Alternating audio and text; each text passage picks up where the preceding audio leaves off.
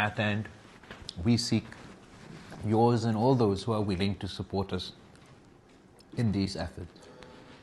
As far as the possible next steps, it is absolutely right to note that we all welcome and appreciate the ceasefire, and that is an important first step, but it is only a first step.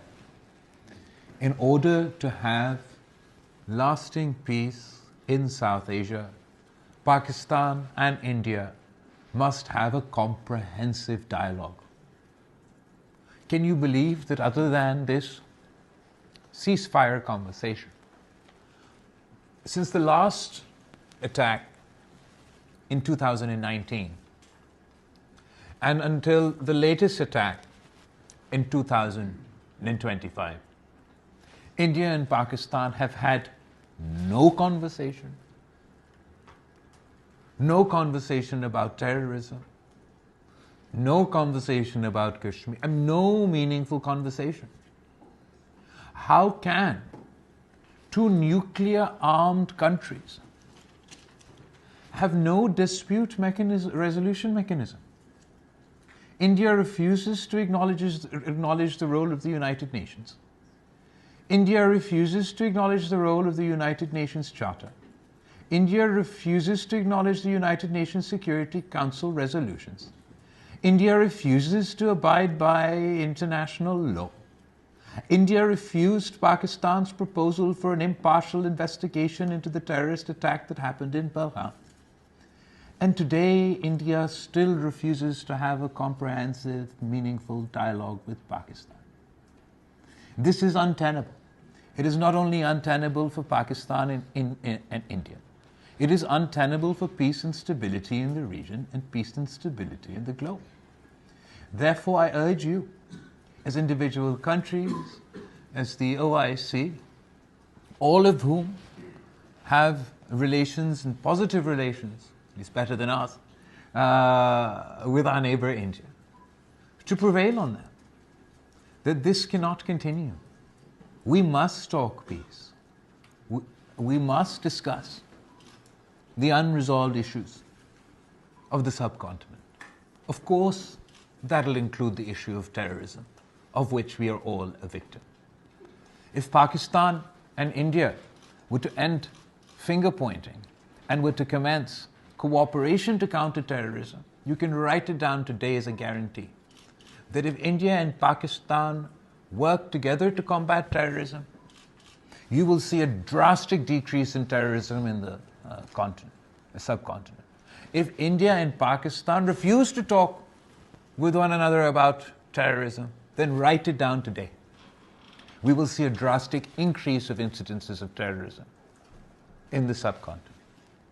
As far as what are our next steps, we must build on this ceasefire, have a comprehensive dialogue, include the issue of terrorism, work towards establishing some sort of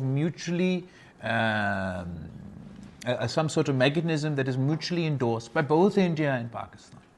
Pakistan has a laundry list of complaints against India and terrorist attacks that take place in Pakistan, terrorist attacks that take place in Balochistan, terrorist attacks that take place in Pakhtunkhwa. We have evidence that we have presented before the United Nations of Indian involvement in such incidents and Indian proxies in such incidences.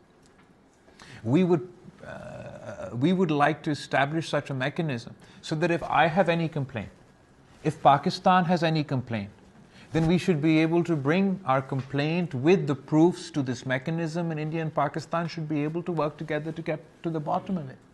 Similarly, I would like that if India has any complaint, any genuine proof, any genuine evidence, then share it with us, share it with this mechanism. Let's work together to combat this menace. As far as the issue of the Indus Water Treaty is concerned, I appreciate the OIC and almost each and every single member that spoke for condemning this issue, for condemning the weaponization of water. We cannot allow this to be the new normal. And while Pakistan is actively engaged in pursuing dialogue and diplomacy with India, if we are to work on new treaties, if we are to have a new dialogue, then surely we have to abide by our old treaties. And the first step to take Pakistan and India back to their position pre this conflict will be for India to start abiding by the Indus Water Treaty, stop violating the Indus Water Treaty, and continue to engage through the mechanisms available to address any of their concerns. Pakistan and India were exchanging letters, let us say, as far as the Indus Water Treaty was concerned before this conflict. At no time did Pakistan say that we're not willing to talk about the Indus Water Treaty. At no time did we reject this a proposal to talk about the Indus Water Treaty. It is India that has violated the Indus Water Treaty, that has violated international law, violated the United Nations Charter, and set a dangerous, dangerous precedent that they must take back. And finally, the issue of Kashmir. I wouldn't dare or dream to compare it to the plight of the people of Palestine. But they too have a right to self-determination. They have a right to justice. It is not for me in Islamabad to decide, nor is it for New Delhi to decide the fate of the people of Kashmir. It is for the people of Kashmir to decide their destiny. And India and Pakistan must work as facilitators for that. If you are to tackle the issue of terrorism, you must address the root causes. If India continues with its policy of suppression, if it continues its policy of collective punishment, if it continues to victimize the people of Kashmir, if it continues to use the wolf whistle of terrorism to demonize an entire population, then unfortunately, that environment will create more cannon fodder for terrorists to use tomorrow for their nefarious designs. So these are the three basic agenda items that we are appealing for, that we seek your assistance with, is to convince our neighbor to act like the great power it envisions itself as, and not like a spoilt child who cries wolf. If they have evidence, present that evidence. I lost my mother, Shaheed Mohtarama Benazir Bhutto, to terrorism. I will go and catch those people myself if they're within my territory. But the fact of the matter is that in this case, they are not. And as long as they continue with this politicization, it will frustrate the genuine efforts of Pakistan. It will frustrate the genuine efforts of members of this country who face this menace within their borders. The politicization of terrorism undermines the fight against terrorism. I want to defeat terrorism. The political leadership in Pakistan, the military leadership in Pakistan today, all of us have gone through the fire, if it were, as far as this issue is concerned. On the political front line, the political forces have faced these beasts, have called them out and paid a heavy price. On the military side, our military leadership have faced these beasts on the battlefield. They fought them in South Waziristan. They fought them in North Waziristan. They've come up through this conflict. There is no sympathy in any aspect, in any corner of the Pakistani state for such groups. Pakistan is not the caricature that India would like to present on their media and before the world.